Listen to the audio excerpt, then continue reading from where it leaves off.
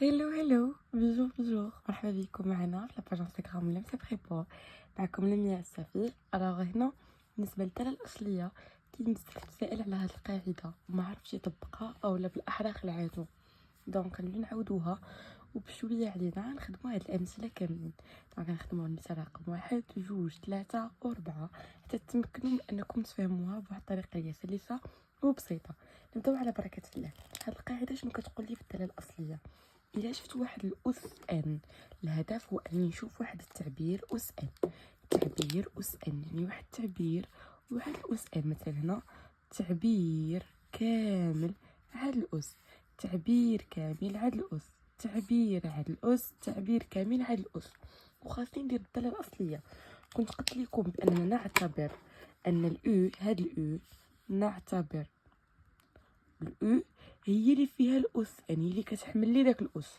مثلا في هذا المثال الأو ديالي شنو هي هادي، حيت هي اللي هازه الأس. الأو ديالي في هذا المثال ماشي هي هادي، هي هادي اللي فيها التعبير كاملا. هادي نو هادي كاملة هادي هي الأو.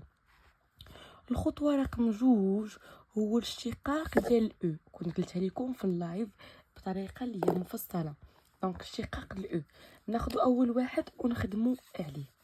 ها هو عندي اف دو اكس هي اكس فوا اكس او كاري بلس 16 على بيسانس 3. قلنا اول خطوه كنطبقوها وكنديروها مجموعين شنو هي انني كناخد هذا كله كتعتبر هو الاو. دونك الاو ديالي كلها هي اكس او كاري بلس 16. زيد شنو خاصني ندير واحد اخر؟ دونك خديتو كامل خاصني ندير له ديريفي الاشتقاق او بريم. شنو هو البريم د اكس كاري؟ هي 2 اكس. شنو هو البريم ديال 16؟ هو 0. ها انا اكس او كاري بريم هي 2 اكس، ما يتخربق لكمش الدار ديال الديريفي، و 16 بريم هو 0. دونك كنقول بلي انا هادي خصها تكتب بالشكل او بريم فوا او على بيسانس ان. هذه هي القاعده او بريم فوا او على بيسانس ان. كنشوف او على بيسانس ان كاينه، ولكن هاد الاو او بريم فيها الاكس. انا عندي هنا 2 اكس ناقصها 2. ما عندكش الحق سيدي تزيد ليا 2 وتحيدها. انا وراك كيفاش. شوف معايا، خصني انا عندي واحد الاف دو اكس هاي اكس فوا اكس او كاري بلس 16 على بيسانس 3. هذه هي او كلها او كامله أس 3 فوا خصها تكون هنا او بريم. خصني نلقى او بريم فوا او. او بريم ديالي هي 2 اكس ماشي اكس. واش ندير لها غير 2 هكاك مديتي لراسي؟ لا، الا ضربت في 2 كنقسم على 2 بحال ما درت والو. ها انت فاش كنضرب ونقسم بحال ما درت والو كتولي تكون عندي هادي هي 1 على 2 فوا 2 اكس. شكون هي 2 اكس؟ هي او بريم فوا وهذه هي او على بيسانس 3. شفتوها؟